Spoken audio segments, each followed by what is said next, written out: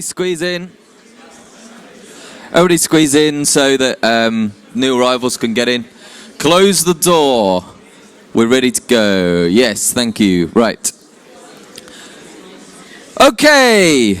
So, now that Vitaly has finally finished speaking, we now have Zoltan, and Zoltan is going to talk to us about AI. I created an AI once. When I say AI, I did a lot of if and else statements, and that was the extent of it. So I'm actually really looking forward to hear about what AI really represents to those of us who are designers and developers too, I guess. And having seen Terminator 2, I'm quite excited for the ending. So please welcome to the stage Zoltan. Thank you. Big round of applause.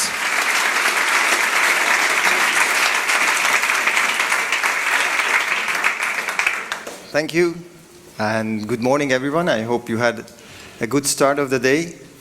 I hope it was good enough. You enjoyed Vitaly's or Ben's talk enough to get you through this one, which will be, you'll see. Well, no worries. I have a pretty lot to cover, so I will jump right into it. Into our story, which, as most good stories, starts in the 80s, in 1985 to be exact.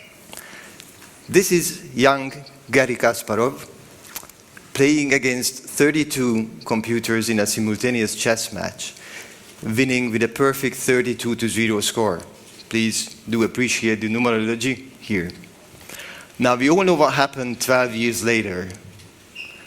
Garry put on some weight. And also, he lost to Deep Blue.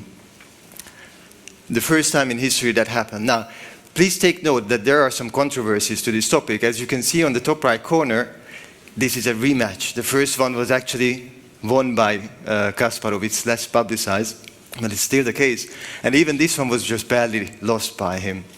And he even accused IBM of cheating, and IBM actually never did anything to prove they weren't.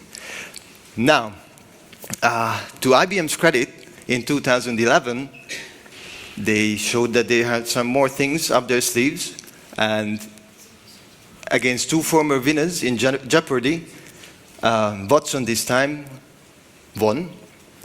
And just to put this into perspective, chess is a very different game to Jeopardy. Jeopardy, if you don't know, it's a trivia game. You basically have to piece together textual clues to solve puzzles. It requires intuition. And this has been demonstrated multiple times, so this time we can actually do believe it. Now, fast forward to 2016-17, I think you all remember AlphaGo beating first Lee Sedol, a Korean grandmaster, and then 1 year later, Ke, the Chinese world champion of Go. Now, let's stop here for a moment. It's been only 20 years between Deep Blue and the chess game and AlphaGo. No experts actually expected a computer to win in Go for the next 10 years or so. And if you, again, put this into perspective, Go is much more complex than chess. What they also did not expect is that you can do it with actually not a too powerful computer. AlphaGo is not a too powerful computer. It has less than 50 CPUs and 10 GPUs. And it plays like a god. These are the words of Ke, the guy who's being devastated here. Fast forward to something like 2 weeks ago. You might know Dota. It's an online multiplayer arena game. And again, the best players of the game are being destroyed by OpenAI. This is a startup backed by Elon Musk. Now, news for all the StarCraft fans. You're next. It's coming to you as well. I do understand that even though these are beautiful examples, if your image of artificial intelligence is not so rosy.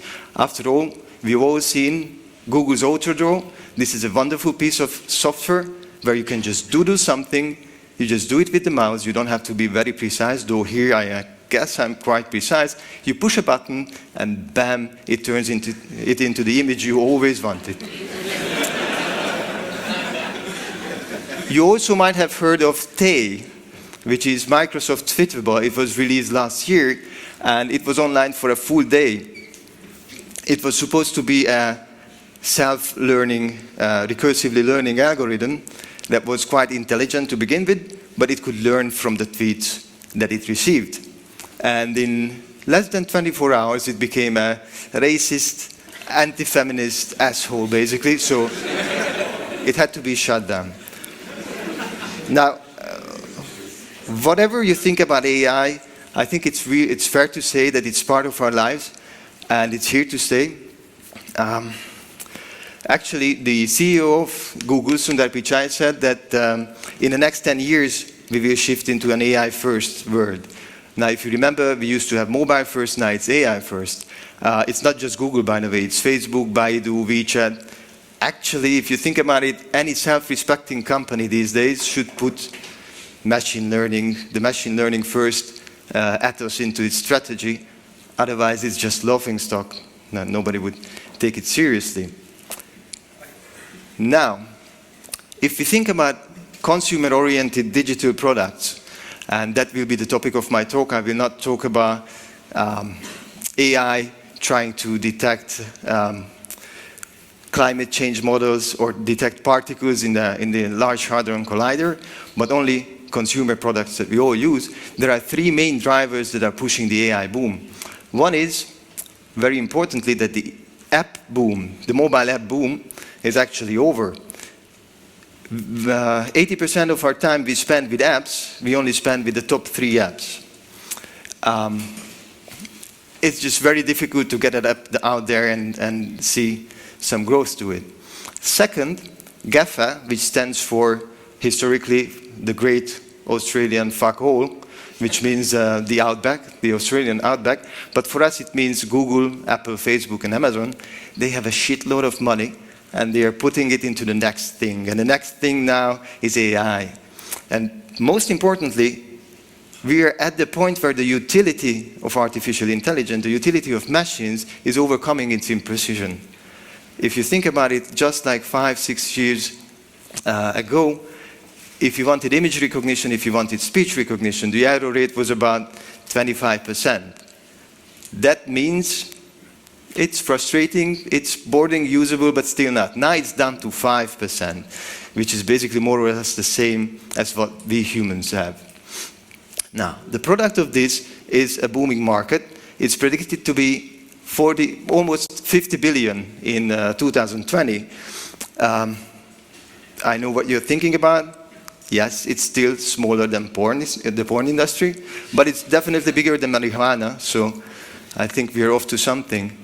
Bear in mind, this doesn't take into account that between the US and China, there will be a huge race to become the AI superpower, so that can boost this. Now, if we look even further beyond, Ray Kurzweil, who is a renowned scientist and futurist at Google, says there will be a tipping point in 2045. That means we will reach technological singularity, so we will reach smarter than human intelligence, artificial superintelligence. You might be skeptic about it. There was a panel, many experts were asked, and almost half of them agreed more or less about the same time frame. Even Elon Musk is asking for his companies to be regulated. So he's asking the government to put himself in a more difficult state. My son is telling me that he's so sad that he will never learn to drive because it's not going to exist anymore. So you can take his word. Obviously, as with all predictions, don't hold your breath. There are many critics to this, and many say that we are at least 50 Nobel Prizes away from having superintelligence. We'll see, we'll see. Now, we got a little bit far ahead. Let's come back to the present, and let's talk about what this enables to us. And for designers, one of the most important things that AI enables is new interactions. Now, there are a plethora of new interactions, new inputs that we will have with AI. Virtual reality, it will come with hand tracking, it will come with eye tracking, it will come with object tracking.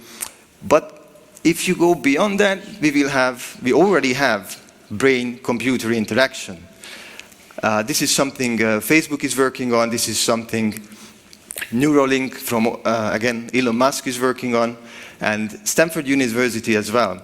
And what they could achieve just recently is a dictation with 12 words per minute. Just think about it. And of course, best interaction for us designers is no interaction. Think about all the self-driving cars. Think about all the vacuum cleaners or whatever.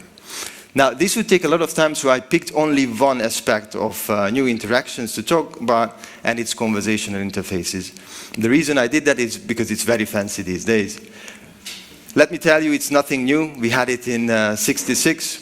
It was far from being intelligent in today's terms, but still it did exist. You could have a conversation with a machine. Fast forward to today, we have more than 30,000 bots on Messenger. Again, this is more or less the same number as how many apps we had after 1 year after the launch of the App Store. So it's pretty impressive.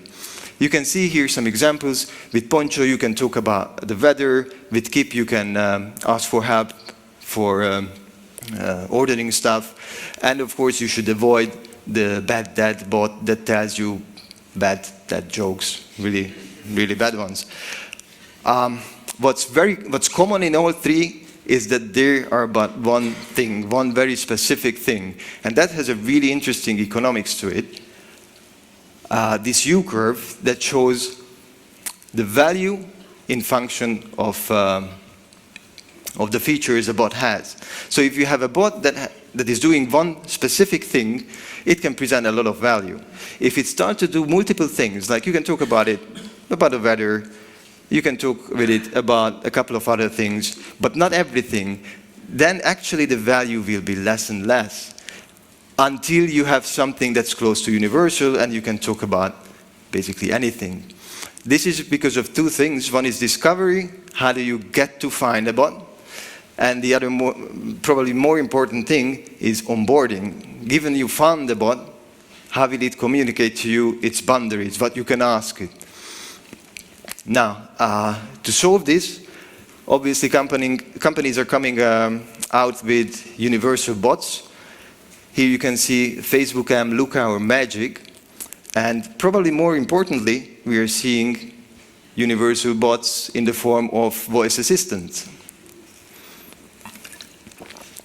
Now, voice assistants seem to become the next big thing. In Christmas, Amazon had so many orders that they just couldn't keep in stock the Echo. And obviously, we all have it on our phones, so it's 2 billion devices. The reason there's a boom and we talked about the market push and how companies are trying to find other ways to connect with customers and to gain market. The other half of it is actually users, humans, we crave for comfort. Comfort trumps convenience. It's just more convenient, sorry, I'm using the wrong word. It's just more personal, it's nicer to talk to a bot than to get your phone out, type it in, use an interface and such. Even though you might get a worse result, you might get just limited options. And this push in user experience leads us to our topic du jour, which is design in the age of artificial intelligence. Now let's start with the most important topic. We've seen our profession changing, right? Not so long ago, we worked in print, then we started working in the web, now we are doing apps, and this thing now comes. So there's a lot of change. First question is, should we worry about our jobs, right? Please raise your hand if you think that in 5 years, let's say, most of your job will be assisted or taken over by a machine. Not too many. You guys are way too optimistic, I would say. But I do appreciate that, of course. Let's do a quick journey into what's happening already out there. This is Deep Dream, a company by Google. and it's an auction. As you can see, there are computer-generated art, and it sells really well. So if you want to get to that market, I think the most expensive one sold for almost $10,000. This is Flow Machines. This is again machine-generated music this time. It's a Beatles style song, but they have many others, and they're quite popular actually. Or let me read this to you. I writ with joy, which I experienced for the first time, and kept writing with excitement the day a computer wrote a novel.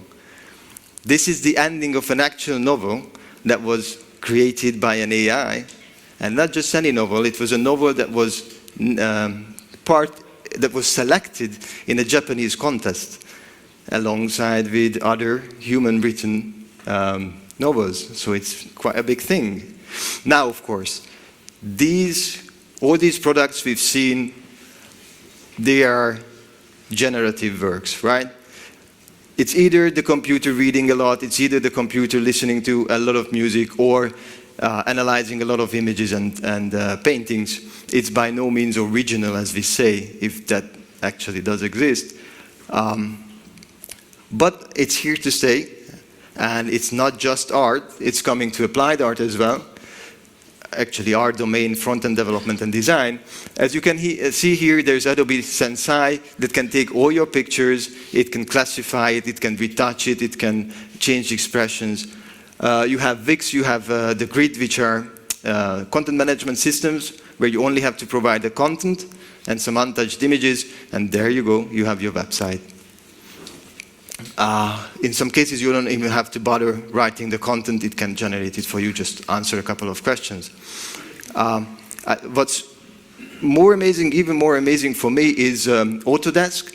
They have Dreamcatcher, and it's a CAD software where you only have to provide goals and constraints. And it will start generating dozens and dozens of alternatives. These alternatives are all manufacturable. They all meet all the requirements that you set it to meet. It's pretty amazing. And that leads, in my humble opinion, and in others' opinion as well, that our job will transform from being in creation to more of being a curator. AI can assist us a lot in generating options, in generating ready-made designs that are not necessarily good, not necessarily apt for the task we have at hand, but from which we can choose from. With this change, I see 5 main areas where we need to adopt, where we need to change our thinking. I will talk about these 5 topics now. First is designing the intelligence. Designers need to get more involved into the core, with the core of design, with the core of the products. And what we've seen in the past couple of years, is that designers are going actually to the other side, creating UI porn, excuse me for that, which is brilliant Dribbble portfolios, everything that looks good on Dribbble or in your portfolio. And very often, I'm not saying always, I think it's a really good thing, but often it misses the point. It misses what the product is for. And we have to acknowledge that this is only the tip of the iceberg. You might have seen pyramids like this. In case of artificial intelligence enhanced or driven products, the UI might actually not even be a big thing. We've seen with conversational interfaces, we're seeing with voice assistants, there's no graphical user experience. So it's a really different thing. Also with AI, what we have is very often we can uncover new needs and see absolutely new ways of fulfilling existing needs, right? AI will enable that. So a good exercise that you can do is you always ask yourself, what superpower can you give to users, instead of thinking about how it can look like or what form can it take. Let me give you two examples to illustrate this. One is KLM, the airliner. What they did is they thought through the process of how you get how you check in, how you get your information about a flight. And what they ended up thinking with is that it doesn't really feel like a superhero if you have to download an app, register, enter your flight number just in order to check in. So what they did is nothing fancy, right? As a designer, you can't put this on Dribble. It doesn't work like that. But it's actually a really good solution. It's a chatbot that gives you all the information you need without any need to learn new interfaces or download new apps. Another example would be XAI, which is a meeting scheduler. What it does is when you're trying to set up a meeting with somebody, how does it happen normally? Through messaging, in email, or any other forms of messaging. What you do is just put this guy an email address into CC. That's it. He will take care of everything. She will take care of everything and fix the appointment. Now, what we see in these two products, what they excel in is making the complex quite simple. And we all know that the easiest way to do that is to reduce choices. This is our number 2. Not that number 2. 35,000. This is the number of decisions we make every single day. And there's a phenomenon called decision fatigue. It means that by the end of the day, since these decisions are counting, you're making worse decisions. That means that cake will be much harder to resist by the end of the day. This is something we can alleviate with the AI when AI makes choices for us or just presents us with a couple of options instead of making a big decision. Aaron Shapiro, who's from Huge, a big agency in the US, says that in the future, design will do all the small things for us. And there are, of course, already examples. We see the calendar app, where you can just select an option that you get a notification the time you have to leave. You don't have to make a decision. You don't have to think about it. When do you actually have to leave? It's there. You select this option. We all know Google Inbox that gives us options, quick options to reply. And the third one is Digit. It just knows whatever you will be spending on, so it can move money between your accounts, so you never have to do that again. Here the exercise is, you always have to ask yourself, what is it that the user would rather delegate than do himself? Where is the point where you just don't enjoy making this decision anymore? Let me give you some examples, and I think this shows quite well whether AI, including AI decision-making, is more of a feature or should it be the product itself. Now, in case of, let's say, photos, I still want to take a photo, right? I still want to compose it. I still want to be in charge. But I don't mind if AI tags it. I don't mind if machines actually retouch it in a way. Same with Netflix. I would like to choose my movies to watch, but I do appreciate if I get recommendations. On the other hand, and of course this you need to know your target audience, but if you think about most of us, if you have some money to save, you want to invest it, but you know nothing about investments, you're super happy to give it to a company like Truvas, which is, by the way, Swiss. They are a robo-advisor. They do everything for you. If you don't want to learn Portuguese, which I would understand, then you can just use Google Translate. Or if you don't want to go and stand in line in the checkout, just use Amazon Go. Now, what this leaves us in is a situation where we're more outlining what we need instead of doing it. So basically, we just tell a machine, hey, this is what we would like to get. Just do it. And it's becoming more and more of an assistant role, right? The computer is more and more an assistant, and that leads us to more natural conversation, more natural interfaces. And it will also require us to add emotional intelligence. Now, emotional intelligence is not the first thing that designers think about, and there's a really good reason for it. You might know this pyramid from, or in different guises. Basically, this shows that we designers, our main task is to make something work, and then we can think about on top of it to make it pleasurable or to be able to connect with emotionally. in case of artificial intelligence, actually the emotional part might be one of the key elements that makes it intelligent in our eyes. Now, emotions are not easy. You might remember this guy, Clippy from Microsoft. This is one of the most frustrating and worst interfaces ever released, I would say. It's super annoying. It interrupts you all the time, and it's definitely designed by men. If you test it with women, you will see interesting results. By the way, that's a thing that we still have. Just as an exercise you can do at home, try to flirt with Siri, try to flirt with Alexa, and you will see that the designers were men, not women.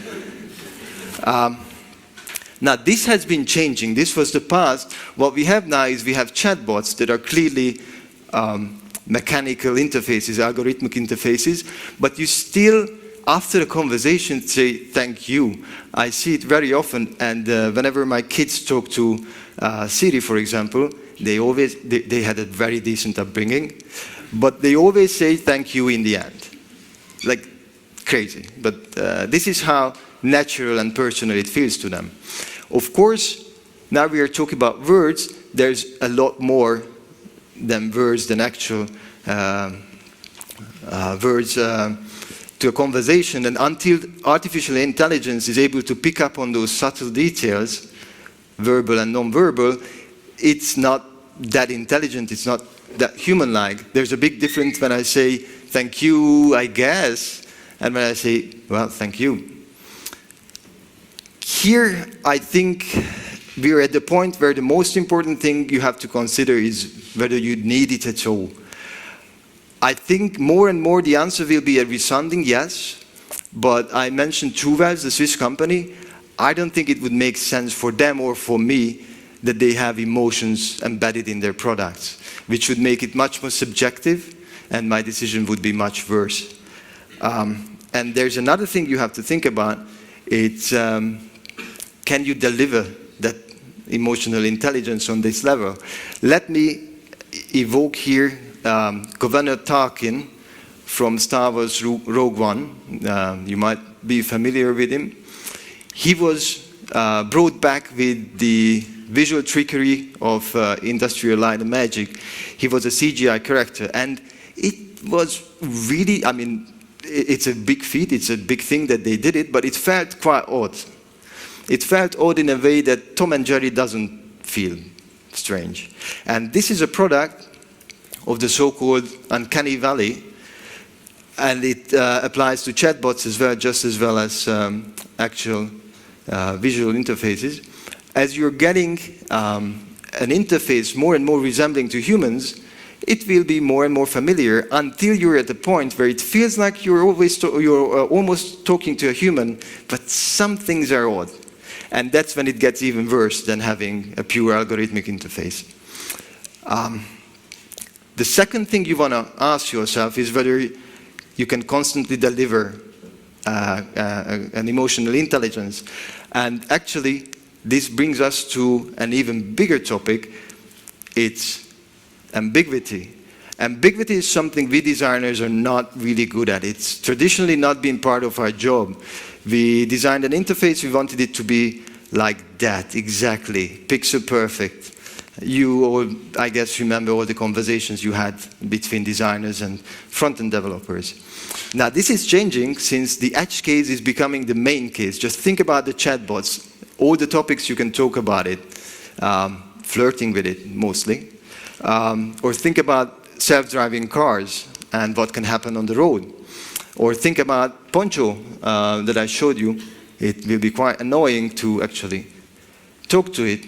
I'm asking, will it be freezing in Basel tomorrow? And it says, no way it will be freezing tomorrow in Boston, Massachusetts. Well, in Basel, well, it's clear and 9 degrees in Basel.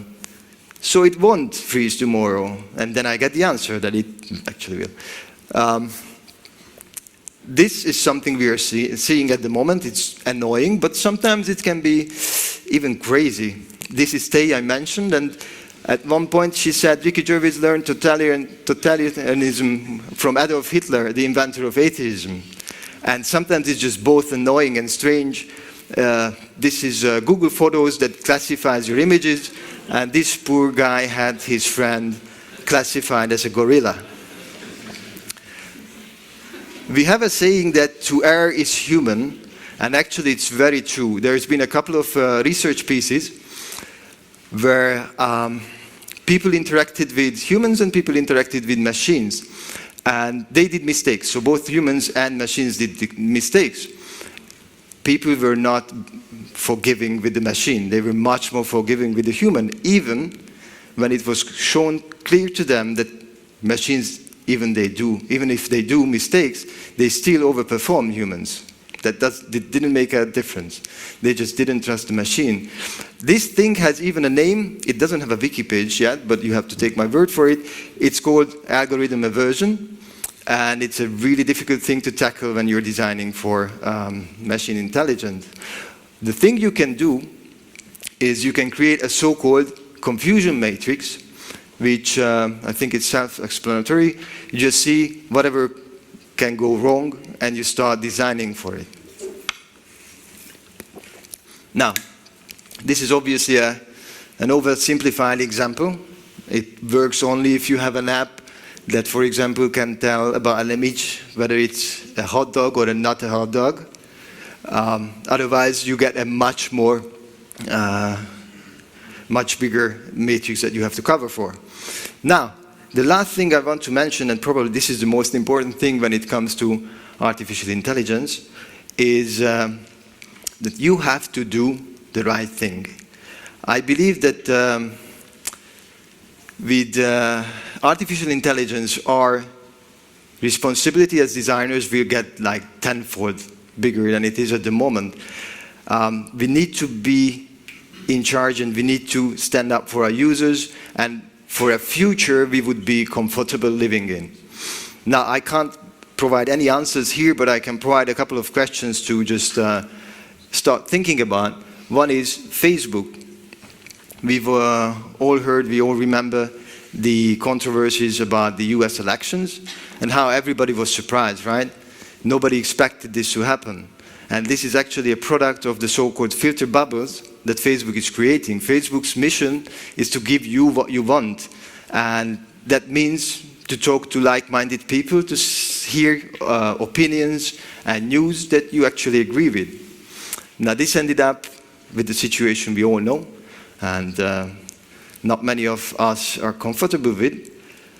But the big question is this a responsibility of Facebook? Do they have to think about such issues?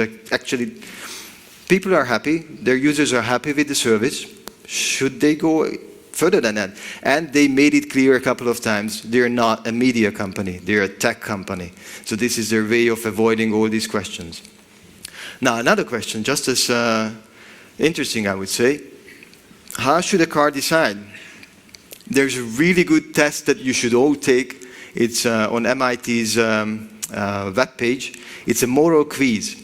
What you have to do is you're shown two scenarios, or basically a choice. What should the car do? And you will see it's perfectly shown there. Who will die? Which decision you make, who will die? Now, the first question you should ask yourself, do you have the right to make such a decision at all? Like, can you make a decision whether it's one person or two people? Which one is better? I would argue whether you can even make that. But of course, at one point, the cars will make this decision. They're already making decisions like this. Another thing that we have deeply embedded in our society is we want decisions to be explained to us. If you want to take out a loan and you're refused, you want to know why. And there will be a list of reasons why. Now imagine that artificial intelligence make these decisions. Now these guys sometimes won't be able to explain their decisions in a way we would understand, and sometimes you will see decisions or you will see explanations that you wouldn't want to see. There was a correlation between the color of your skin and whether you're paying that loan back. So the machine made a decision based on that. Interesting problems. We have also AI's white guy problem, it's called. What should we feed to the system to teach it? If we teach, for example, all the previous core decisions, that means all our biases will be encoded in this new system, and it will grow on that. And lastly, obviously, we have the issue of privacy. If you think this is grotesque, it actually happened. There was an alleged murder, and Google was asked to release the logs of Alexa. They, of course, couldn't. But the alleged murderer, he said, yeah, please do, I do agree, I give my consent. It opens up again a lot of questions whether privacy should be, again, embedded deeply into our system. If we do, what we are doing is basically crippling our services. This is where China has, for example, a huge advantage over the US. They have a massive population, they have no privacy at all, so we can see a big boom there in machine intelligence.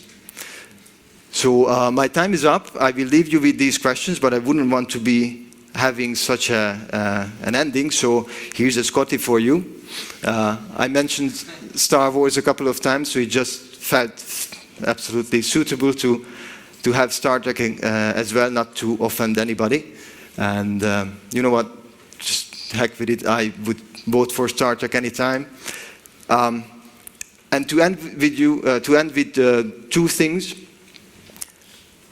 The good news is that soon we will look back to all these discussions, like Scotty is using a computer here with just some nostalgia and some disbelief that we had these conversations.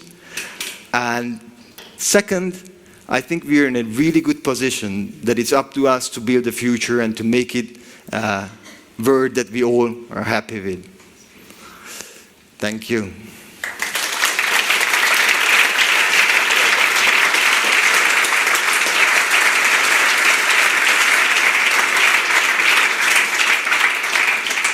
Thank you very much, Zoltan. That was really interesting. I remember the first time a computer beat me at chess. It was a Nokia 3210, and it was a rematch, though, so I did beat it the first time. Yeah, I think it's really interesting, just this idea of how, unless we're careful, we just reflect, we mirror ourselves in the AIs or the machines that we create. I think Jean Baudrillard, the French philosopher, had this idea of simulacra, and we just wanted to recreate the world wholesale, which seemed like a pointless endeavour, but we seem to be obsessed with doing it anyway because we want to be these creator gods.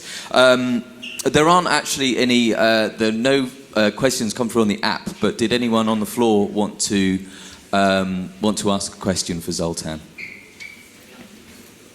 Oh, sorry. I'll get to you really easy there. Oh, you did? Oh, app's broken. Hi, thank you for the talk. It was very wonderful. Would like to know, do you think that AI would bring a sense of confidence in decision making for the users? It's a tough one. Well, in theory it should, right? Because it's all there, black and white. But we are emotional creatures. So I think in many cases, yes, it will. If it's about material stuff, it's about your money, if it's about stuff that where you're thinking a little bit more logical than in general, then I think yes. Even though I showed some evidence that people are not so confident with machine-generated numbers. Other than that, I'm not sure. I'm just not sure. We are a species that's very slow to change. That's true enough. Yes. So, anyone else would like to ask a question? Oh, that's nice and easy.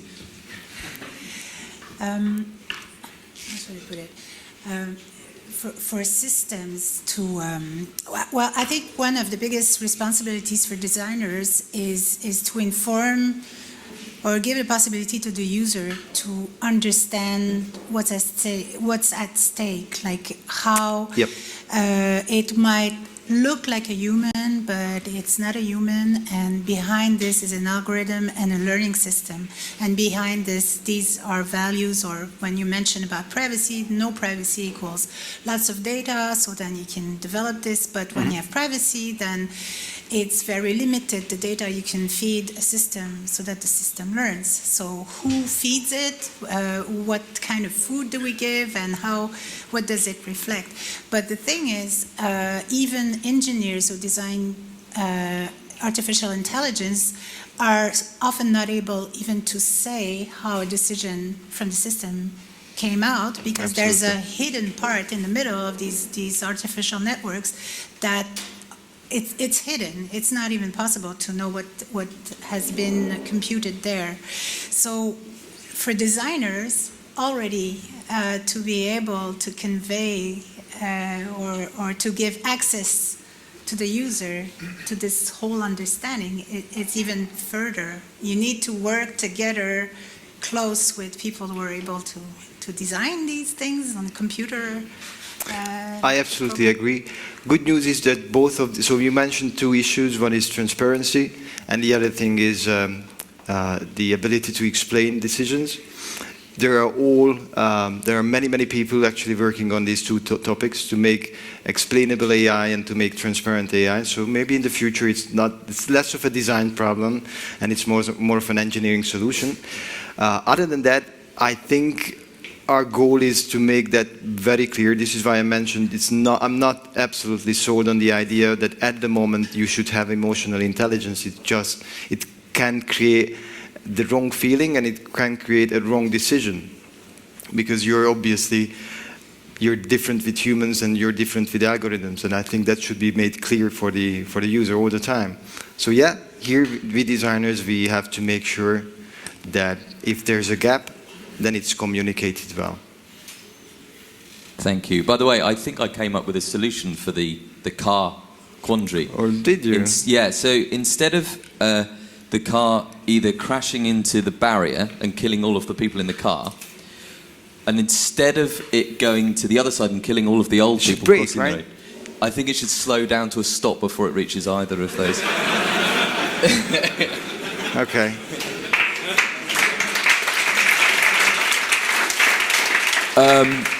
We've got time for another question if there is anyone else who'd like to ask a question. Yeah. Oh, someone at the back.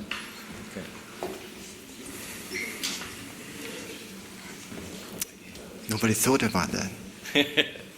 Hello, can you hear me? My question would be, if in the future we will go to a time when we will use more and more the devices of AI to make big and important decisions, how do you think that we can ensure that we don't rely too much on them and push the blame to them when we do stupid decisions? Wow. No idea. I think we will soon get to the point where we will be quite comfortable in putting a lot of decisions into AI's hands. We already do. We already have the vacuum cleaner, and it could set our apartment on fire. Or it could actually, a vacuum cleaner's sole mission, right, is to make the apartment clean. Imagine that it gets better and better and better at it, and at one point it just thinks that, hey, you human, you're the biggest source of dirt here. There's this anecdote of I think it's the paperclip artificial intelligence. There's a really nice story about how it's all well-intentioned, just destroys the world. I don't think we have answers to that. I don't think we're at the point yet where it's happening. We will definitely have to breach that at one point. And I think what we discussed, that everything is explainable, that everything is transparent, that most likely the government needs to be involved somehow. So as we have laws and regulation for a lot of things we do at the moment, AI should not be exempt. It is at the moment. It should not be exempt. It should be doing the same, following the same requirements as us humans. And I think we will do step by step. I'm afraid that's all the answer I have. Okay, everyone give another big hand for Zoltan, please. Thank you.